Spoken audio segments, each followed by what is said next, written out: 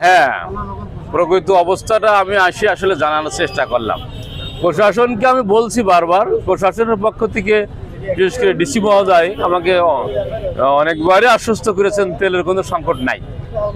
তারপরেও আমি দেখছি যে বিভিন্ন পাম্পে ভিড়, প্রচুর ভিড়। আমি আসলাম এই কারণে যে এত ভিড় কেন, তেলের সংকট নাই অথচ পাম্পে প্রচুর ভিড়, জনগণ কষ্ট পাচ্ছে, কারণটা কি?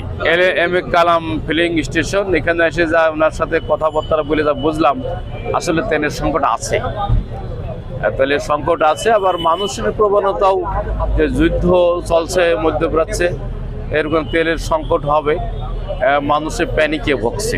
প্যানিক মানে ভীতি, এতে ভুগছে যে তেল পাবো না, এর জন্য বেশি বেশি তেল নেওয়ার একটা প্রবণতা, ট্যাঙ্কি ফিল আপ করে রাখার প্রবণতা এটাও আছে, এনি বলতেছেন। তবে তা তো দেওয়া হচ্ছে না, মাত্র 200 টাকার বা 2 লিটার তেল এখানে দিচ্ছে। কিন্তু আসলে প্রকৃত কারণটা আমার কাছে বোধগম্য নয়। যে একদিক থেকে প্রশাসন থেকে বলা হচ্ছে যে তেলের সংকট নাই, অন্যদিকে এদিকে বাস্তবে দেখছি পাম্পগুলোতে ভিড়, বিভিন্ন মোটরসাইকেল বা বিভিন্ন তারা তেল নেয়, তারা ভিড়। এটার মালিক অবশ্য বললেন যে সংকট আছে।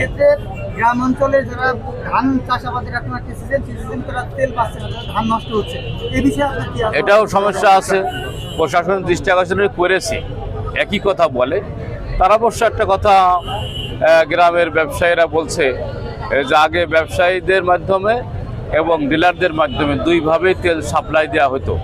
এখন ব্যবসায়ীদের মাধ্যমে তেল সাপ্লাই বন্ধ করে শুধু ডিলারদের মাধ্যমে সাপ্লাই রয়েছে, এইখানে সংকট পড়েছে গ্রামের হাটবাজারের লোকজন, এটা আমার কাছে বলছে।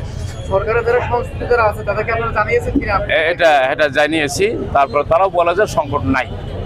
তবে আসলে প্রকৃত অবস্থাটা দেখে, প্রকৃত অবস্থাটা কারণ আসলে কি, এটা এখনো আমার কাছে বোধগম্য হলো না।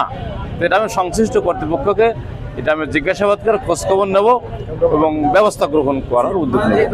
আপনাকে জানিয়ে রাখি যে কৃষকরা একটা কথাই বলছে যে আমরা আশ্বাসে বিশ্বাসী না, কারণ তাদের প্রয়োজন তেল এবং ধান খেতে পানির প্রয়োজন। এই বিষয়টাকে আপনারা আমি দ্রুত পদক্ষেপ নিয়ে এটা সংশ্লিষ্ট কর্তৃপক্ষের দৃষ্টি আকর্ষণ ব্যবস্থা গ্রহণ করবো ইনশাআল্লাহ।